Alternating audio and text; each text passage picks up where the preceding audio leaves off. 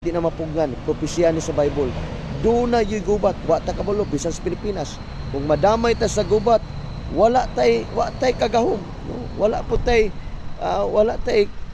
gyud tay igong abilidad nga makigbatok sa ubang mga dagkong mga nasod karon mga high power nga mga nasod. Kung mabiktima ta sa gubat, kung mamatay ta sa gubat, wa tay choice, di pud ta kabuot. Kay si Jesus gali namatay gali sa labihan nga sakripisyo.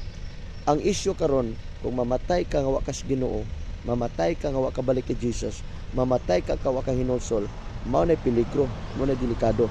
So karon panahon na magbalik loob tas Ginoo, mga lagad tas Ginoo, mao ra gyud nay hinigiban nato, weapon nato nga di ta kayang buntugon sa yawa. Mao nay weapon nato. Mo na yun sa Bible nga kining greater is he that who is in me than who is in the world.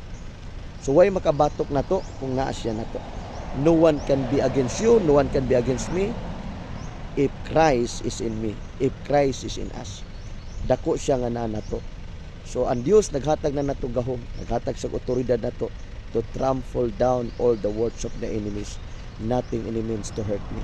Ano man, kay si Jesus andam siyang manalipod nato, kay siya nga atong magbalantay og way makulang ka nato. Dalay ko ng Dios, salamat sa pagpaminaw, salamat sa imong pag-share ani atong simpleng mensahe. Dalay ko ng Dios og maayong adlaw. Bye-bye.